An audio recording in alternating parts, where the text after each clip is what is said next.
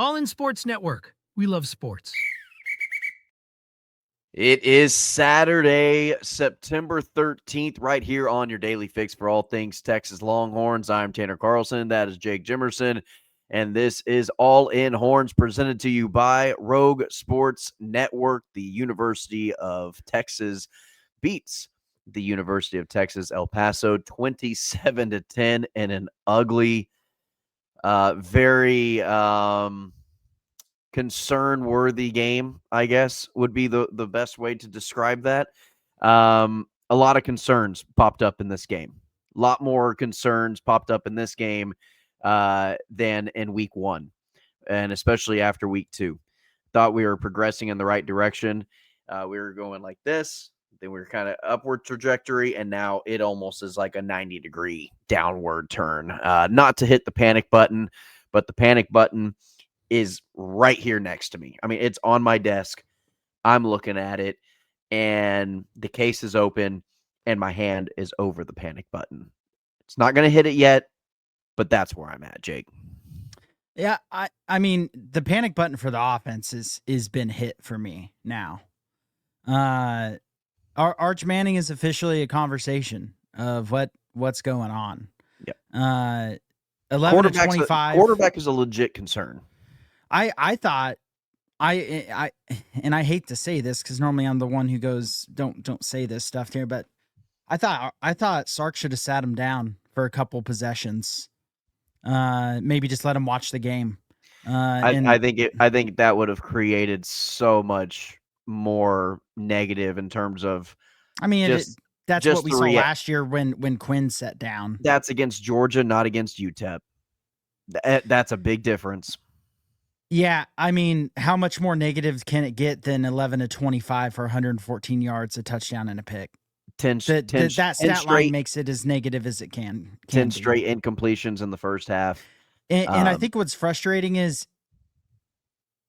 that they're open people. The first one. I see a lot of people saying it's play. Guess what, guys? Whenever a defense can sit in the flyover and you can't create explosive runs because your offensive line just is not dominating a lesser defensive line, and the only running back who appears to have any juice that's not hurt is a true freshman, and then your quarterback is just not hitting wide open wide receivers, you could have AI, the perfect AI play caller.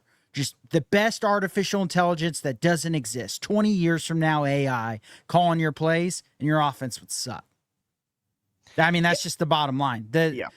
This team is going to struggle to reach that floor of 7 wins if Arch Manning keeps playing like this. That's just the defense is going to win them games, but if Arch Manning plays like this, I mean, you're going to have to if Arch Manning keeps playing like this, he's not going to play the whole season. That's the bottom line. 100% correct. Yeah. Texas is not currently a top 25 team, in my opinion. If they come out and they're ranked next week, I'm going to be, I won't be shocked because that's just how the AP poll works because they won't move. Yeah. I was going to say they may move down to 8 or 9, but Texas is not a top 25 team right now. If I were making my own rankings, Texas wouldn't be maybe in the top 40 or top 50. This is not a great football team. This is a very average, mediocre. I mean, this is the type of offense we saw from Oklahoma last year with bad quarterback play. This is the type of offense we saw last year. God forbid I even say it, like Florida State. We just have a much better defense. I mean, this offense is not moving the ball well, even in the run game. It's not 100% on Arch, but Arch doesn't help the run game by not being able to complete passes and move the defense back a little bit and keeping them honest. This was an eye-opening game because I trust more of what I've seen from Sark in the past in terms of his play calling and his scheme and his decision making when it comes to just managing the football game and trying to win a game than I have in Arch. So I am way more 99% more likely to blame Arch for this than I will Sark. Yeah, all I have to say to that is, again, when you're not hitting wide open wide receivers, that is not the play caller's fault. That is not the coach's fault.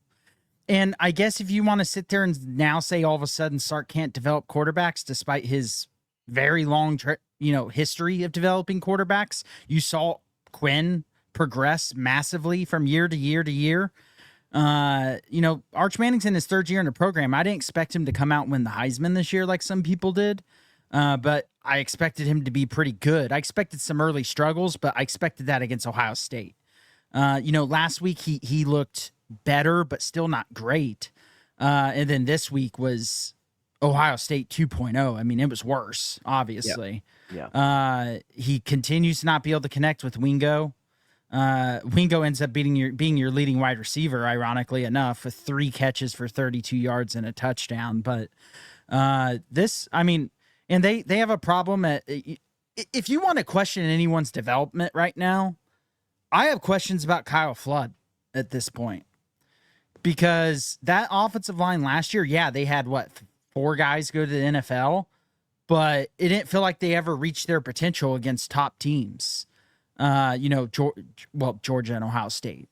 So just those 2. But and now we're sitting at a point where Well, they struggled against Arizona State. They struggled against they other did teams. struggle against Arizona State as well. You don't feel like you maximized last year's offensive line, or at least I don't, especially. And now you're sitting where I don't feel like Cole Hudson has gotten any better since his freshman year. No. DJ Campbell is about the same as he's been. About the exact same player he's been. Brandon Baker, I'm not going to throw too much judgment on. These are his first starts. I think he's been fine for the most part. Not great, but Baker and Goosby's been fine. I think it's the interior of that the line is the interior of the offensive line is a major problem. And also, I just completely question his decision making in keeping Connor Stroh out there. Stroh is just not ready to play this year. Neto's been better when he's played, and how is Neto not just the for sure fire first guard when he was a good recruit coming out of high school, and he's just the same guy? Like, he hasn't improved at all. I mean, do we know that? I mean, move Cole Hudson over to guard and put Robertson in at center. I mean, we just got to try something. If Neto's really not really ready, yeah, which I guess maybe he's not, though they didn't play him much today, and he was much better last game, so I question that. But if he's really just they can't trust him because practice is that bad, maybe it is. We don't get to see practice. Connor Robertson should be center and Hudson should be left guard. You can't go into SEC play with Connor. He looked fine against Ohio State, but if you have a quicker interior guy, it's clear that he's just going to get beat. And his pad level's high. He doesn't move his feet well. And the offensive, every single team is just going to sit back with safeties because the only thing Arch can do is throw a deep ball, kinda. Because it didn't look good this game. I was about to say, I'm not sure he can throw anything right now consistently. Jake, I look at the score and watch this game, and I've kind of get the vibe from the last 3 games. We're officially at a point now where every game from here on out on Texas's schedule, except for Sam Houston State, is a possible loss. There's not a game moving forward where I'm like, yep, that's a surefire win for Texas. No, if the offense doesn't get better, every game's losable because you can just have a game where you quite literally put a goose egg on the scoreboard. But it's to me, what's going to happen at this point is either Arch is going to figure it out or Arch is going to have to take a seat. And I hate saying that because I do think he can still develop, but you can't have quarterback play like this. You just can't, and you can't ride it out. Unless you're just willing to flush this year. But if he plays that bad all year, are you rolling with him as your QB next year? No, you're probably rolling with one of the guys in the program right now, or Diabell coming in, or some transfer, or a transfer that comes in. But that to me, that's the biggest. The offensive line is a question as well, but the pass protection's been mostly fine in my opinion. I've seen some people saying it's not. And it shouldn't matter for these games. San Jose State and UTEP should not be games where we're worried about the offensive line or if there's time in the pocket. It shouldn't freaking matter. It should be Arch is just dissecting teams, and he's just hitting open guys, and the timing of it should be at this point against these opponents. What it should be is Wingo and the wide receivers are getting open on their route running alone, and Arch is hitting them with timing and precision, and we're just moving down the field, and we're always in scoring position, and we shouldn't be getting stopped. We shouldn't be having to go for fourth down 6 times in the first half. That's it. It's asinine. It's wild to me that we've even gotten to this point that Sark is forced to go for it on fourth down because UTEP and San Jose State are stopping you 3 downs in a row multiple times in multiple drives. Yeah, I mean, go on my X account, and I got kind of in an argument with Texas fan because he was pissed at Sark for not taking the field goal to go up 10-0. And I'm sitting there going, what does that field goal do for you?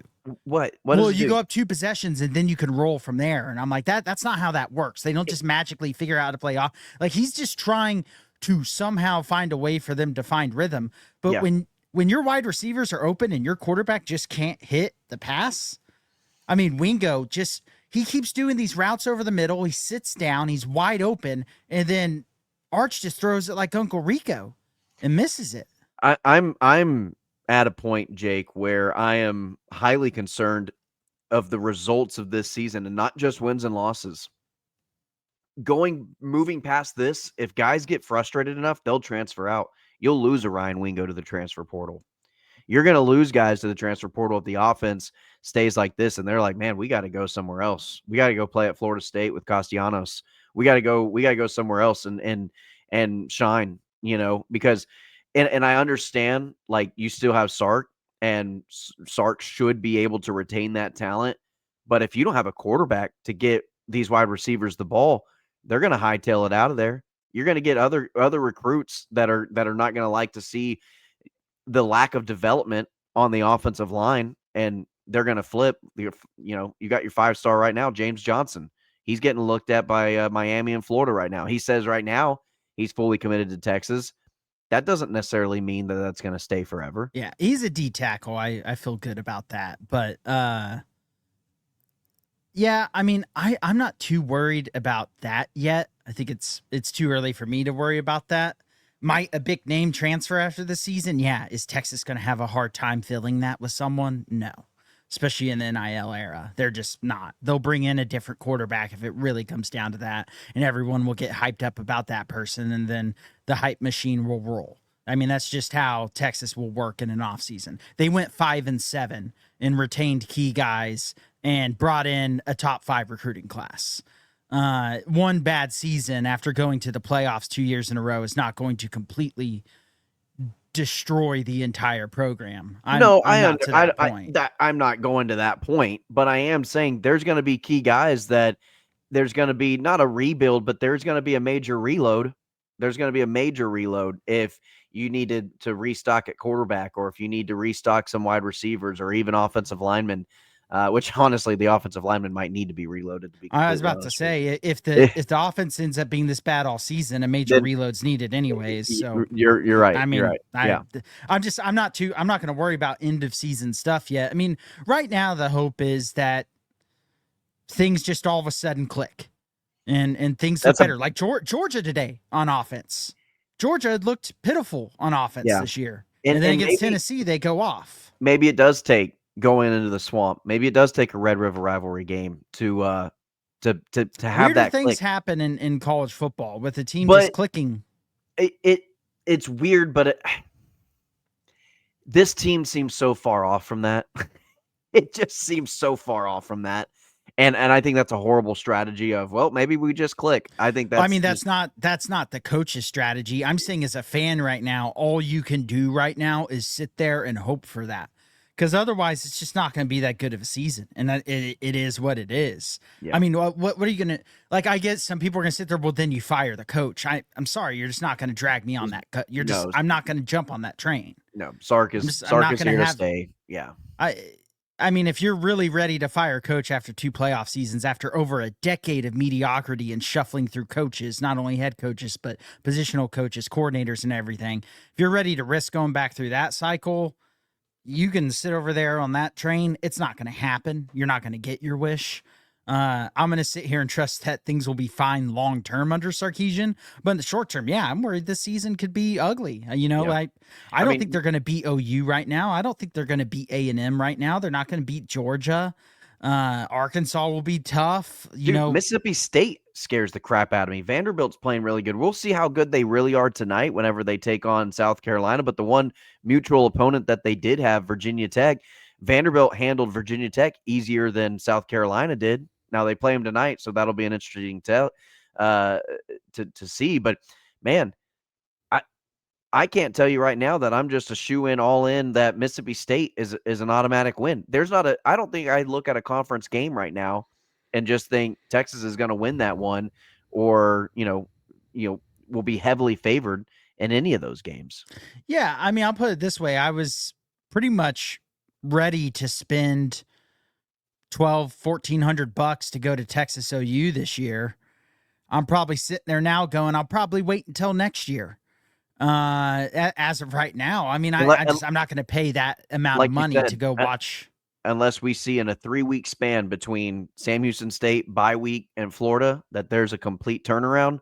Yeah, I'm with you. Yeah. So, I mean, the negatives are, I mean, the good thing is I think this defense is going to be able to keep them in games. So all it takes is the offense at this point becoming competent. And if they become competent, they're going to win plenty of football games. Will they be a playoff team? I don't know. I think the offense needs to be good just because their schedule's tough. But right now, it's just hoping that things click. I mean, there were a couple positives player-wise to take out of this. I thought James Simon looked like probably the best player today on the offense. He came in and I thought provided some decisiveness in the run game, and some speed and some bursts that we just haven't seen. Christian Clark's been really disappointing. He just doesn't seem to have any burst. Then I thought the defense continued to just look really good. The only thing I'll say on the defense is I think Gilbo's like cornerback 4. I'm officially just not a Gilbo believer. I mean, think Cody Grayson Littleton got an interception today that kind of solidifies his importance to this defense. On top of that, you're also, Jelani McDonald, I thought played phenomenal. I know he's a safety, but I thought he was player of the game on both sides of the ball. I thought Jelani McDonald really set the tone defensively early on. Again, this game I was never like, oh, UTEP can win this game. At any point did I think Texas was going to lose today. But man, to win 27-10 and the offense looked completely anemic in that, and really throughout the whole game. It wasn't even just the first half. The first half was dreadful. But I mean, I think the first half was maybe the worst. That may have been the worst offense that I've seen Texas play in a very long time. I mean, it's been a definitely long, under Sarkisian. I mean, I guess it'd be since the Arkansas game. The Arkansas game, they had like 87 yards. They had like 80 yards of offense the whole game. Casey Thompson versus Arkansas. That's the worst that it's been since then. Yep. I would agree with that. But to me, it really just, it's simple, right? Like, if you are able to hit these passes where wide receivers are open, things will open up for the offense. The run game makes everything easier. The run game gets easier. They're going to have to bring defenders up. It opens up, deep shots.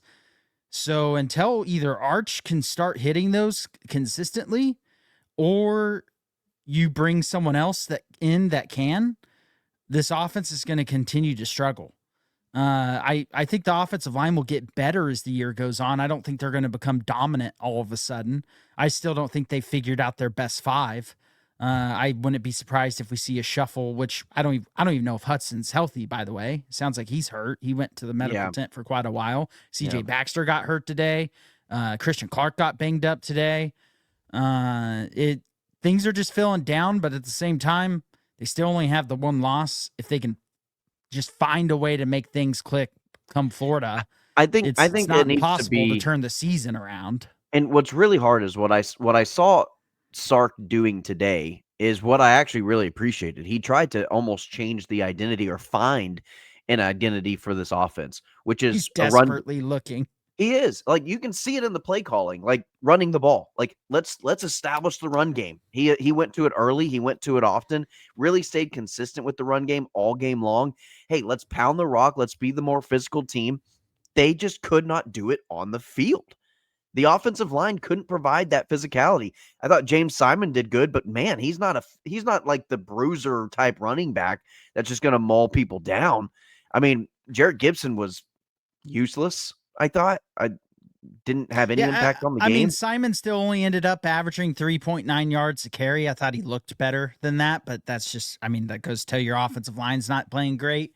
Jarrett Gibson, 3.6 yards a carry. Christian Clark was your best running back yards per carry wise with 4.6, or actually Baxter was with his 1 carry. Yeah. But Sark, I thought, yeah, they ran it 56 times. They passed it 25. He really stopped throwing it. And it's so funny because last week you had people bitching, like, just keep running the ball. Don't pass it. Clearly the passing game isn't working. Then this week I saw people going, why'd he stop passing the ball? And it's like, you're questioning the wrong thing here. Yeah. And that's people who don't understand football. They don't understand what he's trying to do, because I see it clear as day. He's trying to come up with an identity for this football team. He's trying to find an offense that will work for this football team. If that means running a quarterback option spread look with Arch Manning, and Arch is running the ball 15, 20 times a game, and that's just what it looks like, and that's what we have success with, I think that's what he's going to have to go to. Is that ideal? No, it's not ideal. But if that's the best offense that we have, it's the best offense that you have. It looks like a Tyrone Swoops offense right now. It's not good. It's not good. It just does. Your best option is your quarterback running the football with running backs, trying to get out in space. That's the only option you have. And then maybe you get a screen pass to Wingo that breaks loose, or you get Livingstone. Livingstone was invisible today. I mean, it was just bad. It was just bad passing from Arch Manning. Yeah, I was going to say your wide receivers are always going to be invisible whenever your quarterback's not able to throw it to them. I know. Holy cow, Florida's just about to get a 95-yard touchdown to go up 10-0. Oh, did you see Jadarian Price? He ran it into the end zone, and he gave the double thumbs down. Like the double thumbs down against A&M. Yeah.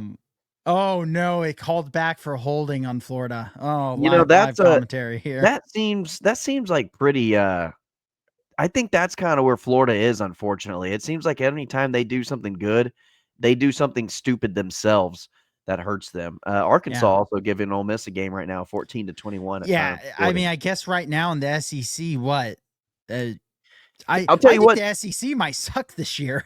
To be honest, if LSU's your best team, then yes, that is. I don't think LSU's your best team. They're losing right now. They're ranked number 3. That's the only reason why I say that. I don't number 7. I don't I don't think they're the best team. I think Georgia looked good today, but I think Tennessee body of work has looked the best out of any SEC team, body of work wise. Which includes a loss at home. Which includes a loss at home to Georgia. So I guess that's the only good news for Texas out of this is you have a really good defense, and the SEC just doesn't look like they have a. I don't think the national champions coming from the SEC this year. I'll put it that way. This is a really bad question for a Longhorn podcast. I know we haven't been overly impressed, but Oklahoma has potential to turn it on. Yeah, I mean, OU's scary, right? They're completely relying on John Mateer. He is their entire offensive. Right. Like, if he goes down, their season's over. Or even if he has a bad game. If he just sucks for a game. That's why it's hard for me to buy into OU, because they do have a very hard schedule, and they are going to be reliant on John Mateer playing Superman every game, because their offensive line isn't very good, and he is just... It's not as bad. Their offensive line's better than last year, but if they don't have him at quarterback, they're going to be last year's team again. Yeah. Really good defense with a really bad offense. That was a terrible throw by Marcel Reed. And so, yeah, I mean, I guess OU might look like your best SEC team right now. But I'm not like buying stock in them being a national championship threat. Yeah. So I guess that's maybe the one good thing we can say right now is I don't think the SEC looks that good. And so Texas They luckily still have a couple weeks to figure it out. And if something clicks, we could be sitting here in 4 weeks going, remember when we were freaking out after UTEP?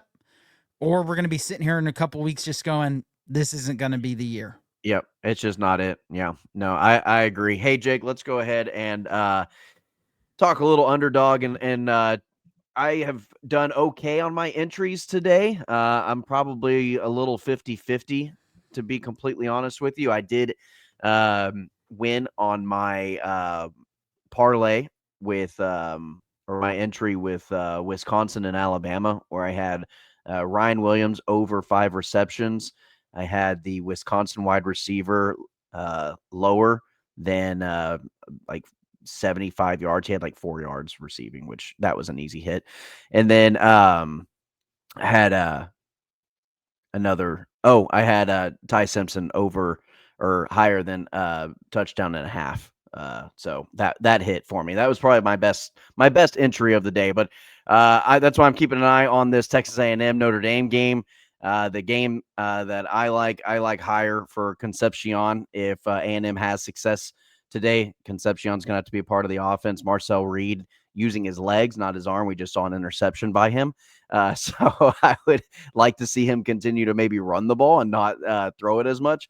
And then Jadarian Price, who already has a touchdown, but higher than 50.5 rushing yards for Notre Dame. And so if you want to make your entry today, download the app, sign up with promo code HORNS, score $50 in bonus funds when you play your first $5. That's promo code HORNS. Millions of fans have already won billions making picks on Underdog. Will you be next?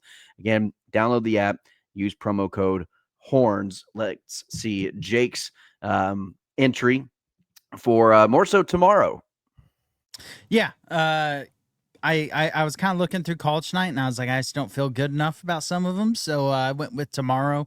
I like Dak Prescott to go higher than 1.5 touchdowns. Feel like against the Giants, that's something I feel confident in. I don't know why it's not saying it, but that is obviously lower for Bo Nix on 228.5 passing yards. If you want to follow the All In Cowboys channel that Jake and I have, you'll know all about the Bo Nix situation with Jake. Yeah, the situation that's been there for the 35 years that he's played football. At least nationally. And then Saquon Barkley to go higher than half a rushing and receiving touchdown. If that is there every week, I'm probably going to take that every week because I feel like that's going to happen more often than not. So feel fairly confident in this one, but we'll see how it plays out tomorrow. Yeah. Hey, they've got a lot of games on Underdog. Go ahead and download the app today if you have not done so. Underdog is a fantasy game and a game of skill.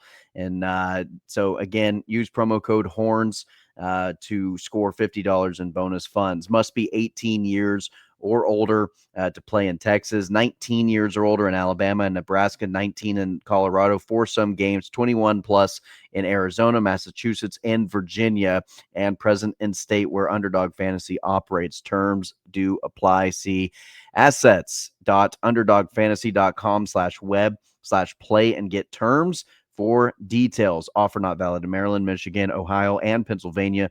If you're concerned with your play, call 1-800-GAMBLER or visit www.ncpgambling.org in New York and call the 24/7 Hope line at 1-878-HOPE-LINE or Hope New York, or text Hope NY to 467369.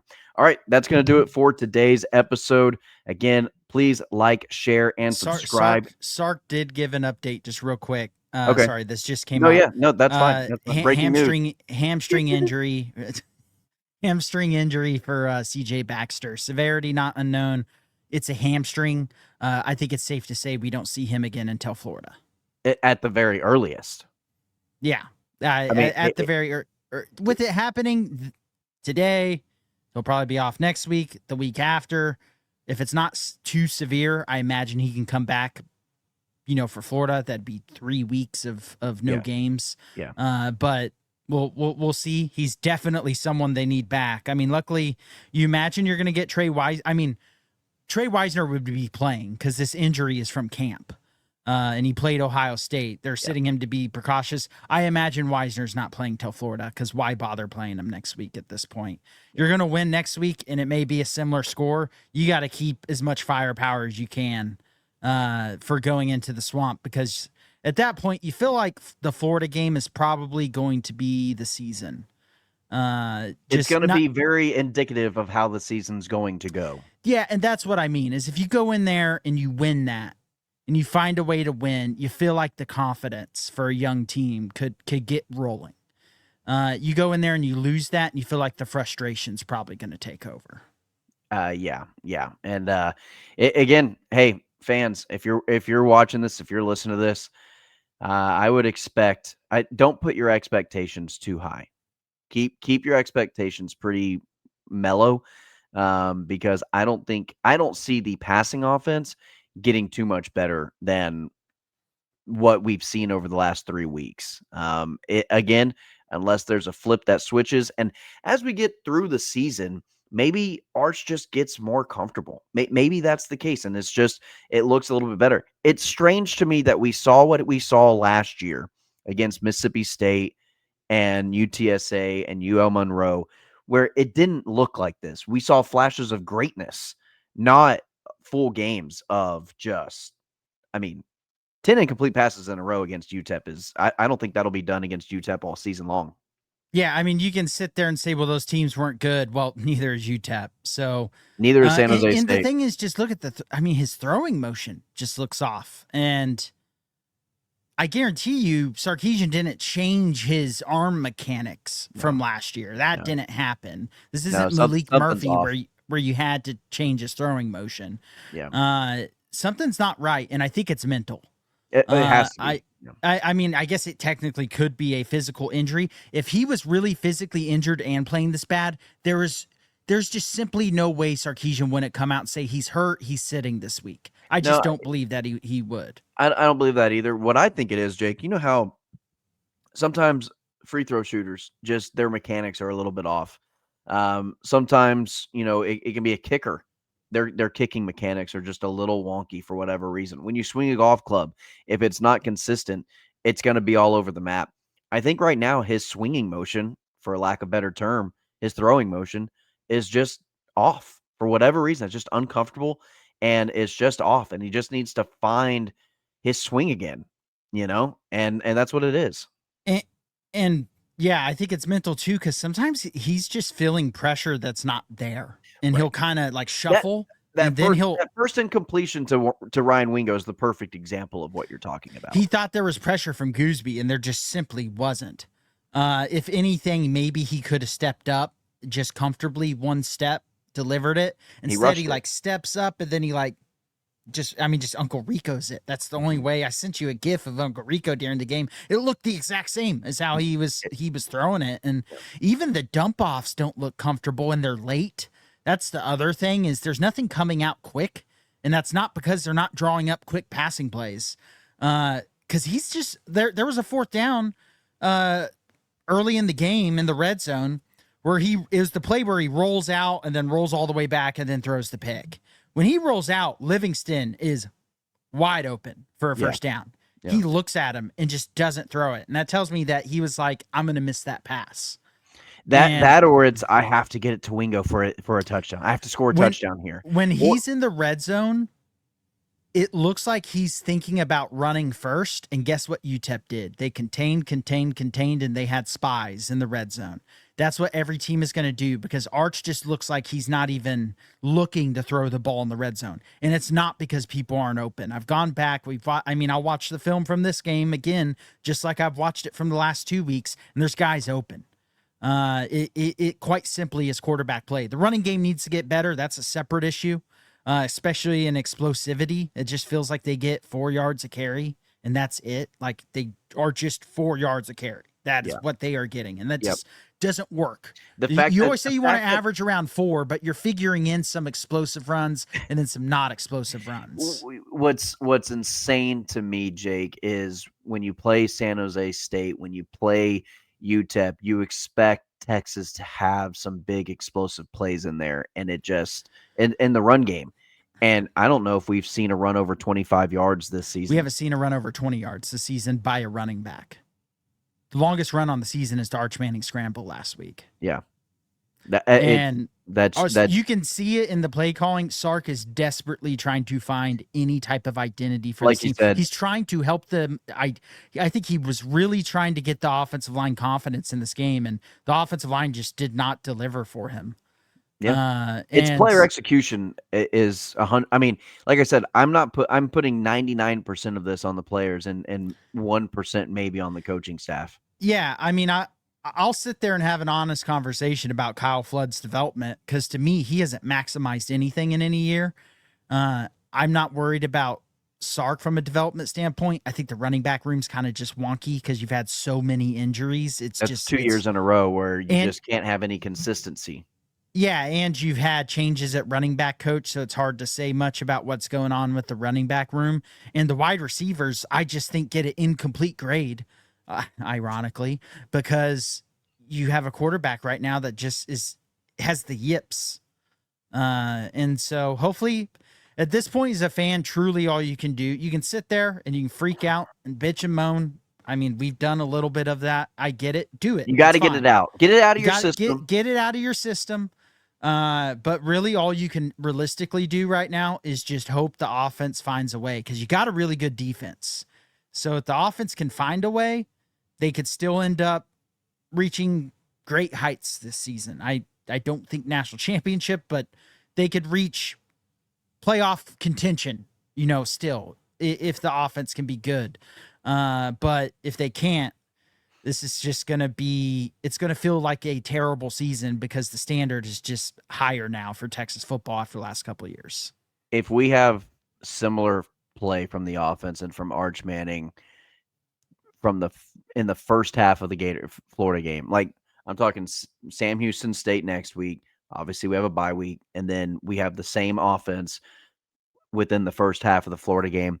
I think you have to go with a different option at quarterback to see if that can change anything before Oklahoma.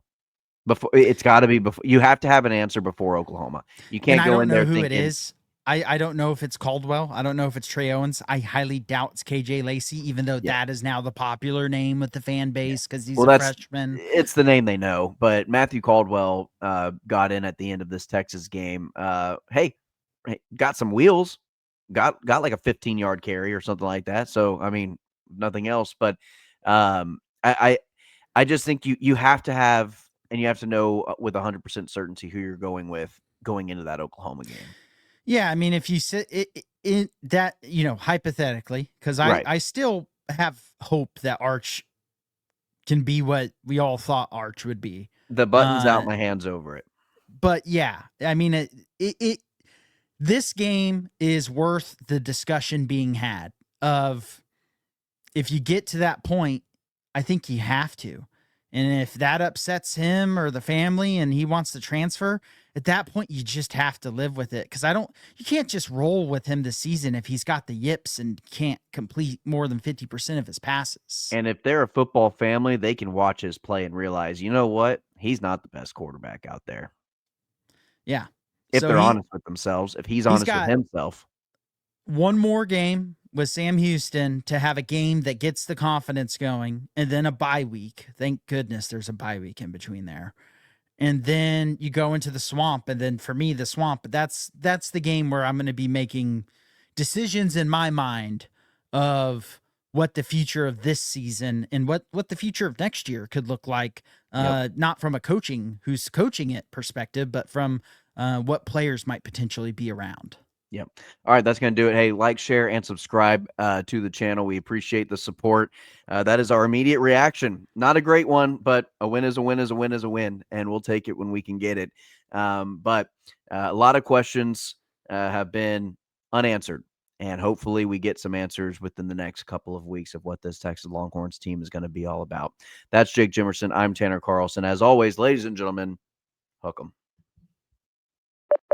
All in Sports Network. We love sports.